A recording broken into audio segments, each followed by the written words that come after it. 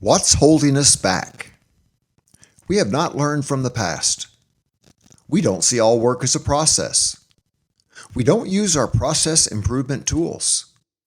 We only engage a small percentage of our people. We can't find time for improvement. We should be there by now. Shewhart wrote his first book on statistical process control in 1934.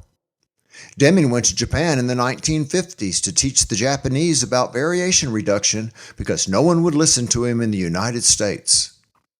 In 1981, over 40 years ago, the video "If Japan Can, Why Can't We?" ignited a massive total quality management movement across the United States.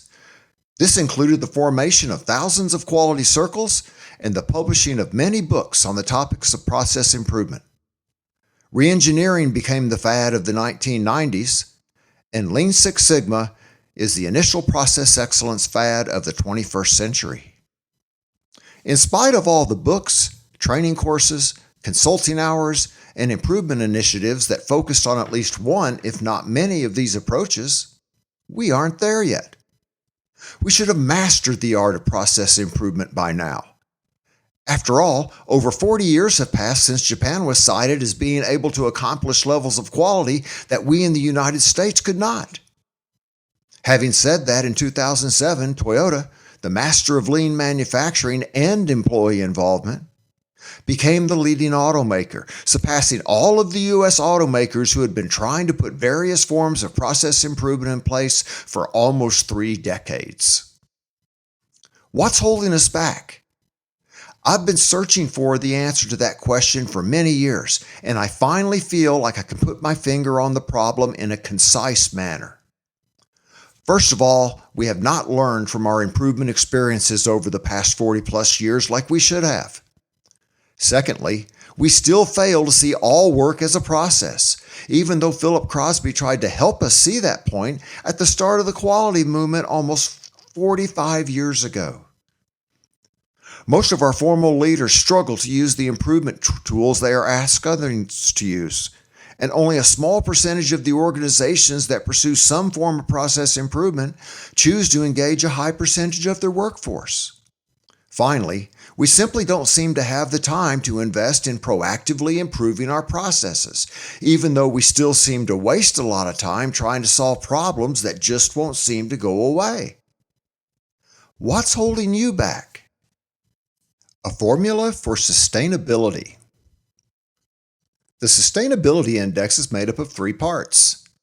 The percentage of people engaged times an effectiveness factor for engagement, the percent of time invested in process improvement times a time use effectiveness factor, and the percentage of processes affected multiplied by an analysis effectiveness factor.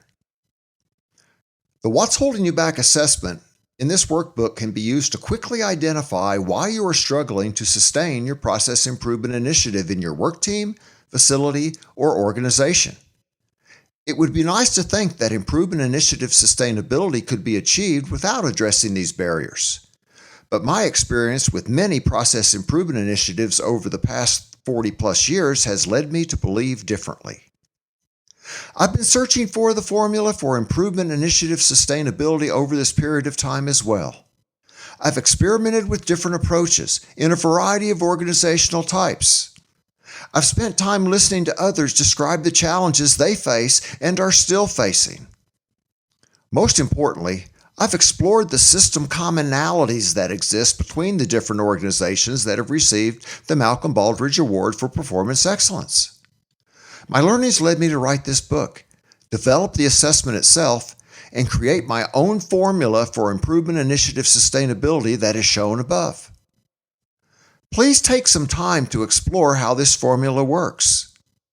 In general, as you reduce or increase the percentages of people that are engaged in the improvement effort, people that can demonstrate improvement skills, and processes that are regularly affected by these efforts, your sustainability index will increase or decrease. Because these factors are related, you don't have to make changes across the board in order to see a positive or negative effect. For example, By simply increasing the percentage of truly skilled leaders that you have, you will make progress towards sustainability.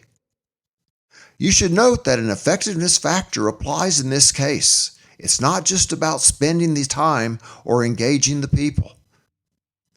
The greatest benefit, of course, comes from systematically increasing the percentages in all three areas: engagement levels, skill levels, and processes affected. To achieve this goal, you have to spend the available work time you have differently. More time is simply not there in this day and age. Where's the existing time waste?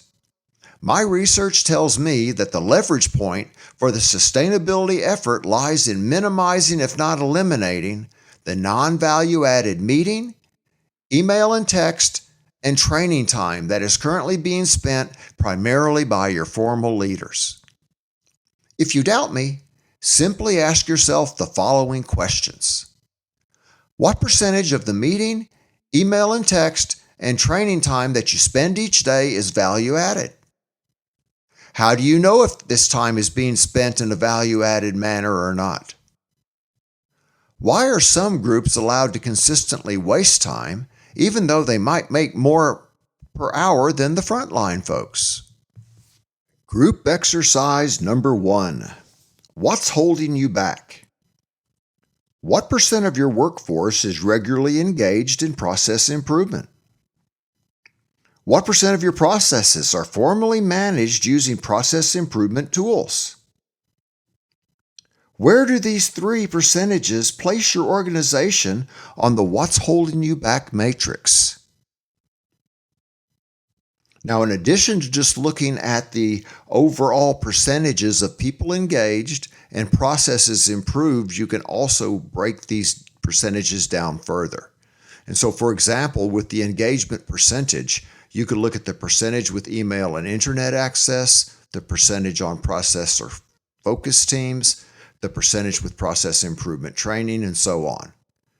For process improvement, you could look at the level to where processes are defined, measured, analyzed, and consistently improved over time. You might also look at the percentage of skilled process owners that you have.